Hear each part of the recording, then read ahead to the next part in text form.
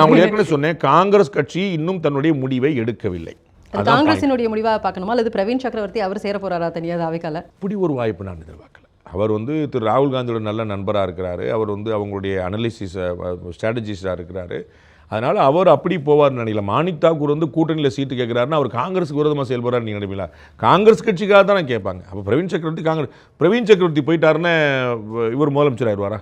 பிரவீன் சக்கரவர்த்தி வந்துட்டார்ப்பா, இனிமேல் யாரும் தடுக்க முடியாது விஜயன்னு சொல்ல போகிறாங்களா?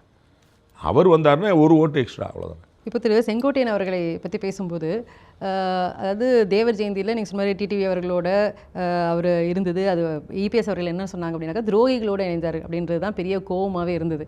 ஆனால் இன்றைக்கி இந்த டிடிவி தினகரனை அவங்க உள்ளே சேர்த்துக்கிட்டாங்க. இப்போ இந்த காலகட்டத்தில் ஒருவேளை திரு செங்கோட்டையன் அவர்கள் தாவேகாவோட சேராமல் இருந்தால் அவர் கூட்டணிக்குள்ளே மறுபடியும் வந்திருப்பாரா? அதுக்கான வாய்ப்புகள் இருந்திருக்குமா? இன்னமும் கூட போகலாம். அவருக்கான கோவம் திரு ஓபிஎஸோடது, திரு இபிஎஸோடது, அது ரொம்ப சாதாரணமாக டீல் பண்ணியிருக்கக்கூடியது.